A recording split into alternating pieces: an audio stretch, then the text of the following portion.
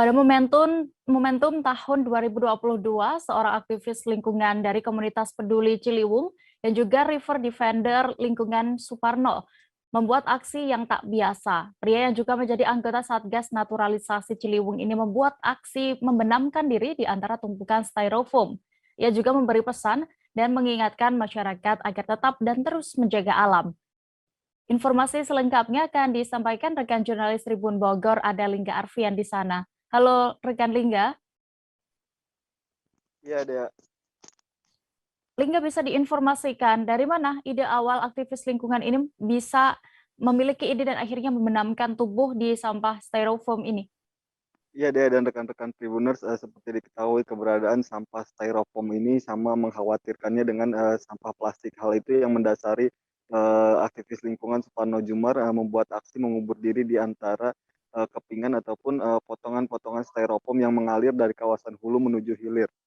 Nah, atas dasar tersebut, Suparno ingin mengabarkan ataupun memberikan pesan kepada masyarakat bahwa jika lingkungan tidak dibenahi mulai saat ini, maka manusia itu sendiri yang akan nantinya terbenam oleh sampah itu. Untuk itu, kata Suparno, pesan yang kuat ini disampaikan agar masyarakat memiliki refleksi untuk terus memperbaiki lingkungan di awal tahun 2002 ini. Itu, Dek. Sebenarnya seperti apa kondisi sampah styrofoam di lingkungan Sungai Ciliwung ini hingga akhirnya Suparno melakukan aksi seperti itu, Lingga? Iya, Dek, dikatakan Suparno bahwa keberadaan sampah styrofoam ini bisa dibilang tidak pernah menghilang gitu dari bantaran Sungai Ciliwung ataupun dari aliran sungai. Setiap kali dibersihkan, maka aliran sampah styrofoam tersebut kembali ada di lokasi itu, dan hal yang sama juga terus berulang kali. Sehingga kata Suparno perlu adanya kebijakan khusus ataupun kekuatan dari pemerintah untuk bijak dalam menggunakan styrofoam, karena memang keberadaan styrofoam ini sangat membahayakan bagi kesehatan warga maupun kelestarian lingkungan seperti itu.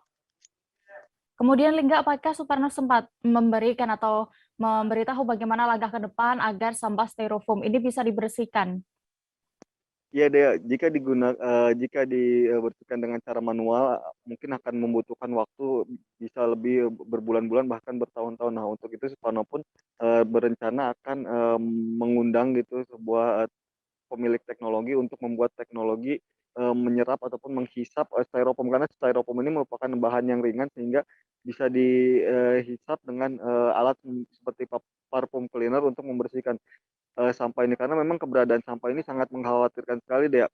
Jadi bisa kita lihat di sepanjang hulu aliran sungai di kawasan Kabupaten Bogor yang membentang hingga Jakarta tersebut, hampir di setiap titik ataupun di sepanjang itu kita temui adanya tumpukan ataupun serakan sampah styrofoam. Untuk itu kata Suparno pun perlu adanya aksi nyata dari banyak pihak ataupun masyarakat sendiri seperti itu. Baik, terima kasih rekan Lingga Arfian untuk laporan Anda. Selamat bertugas kembali. Jangan lupa subscribe, share, komen, dan like ya.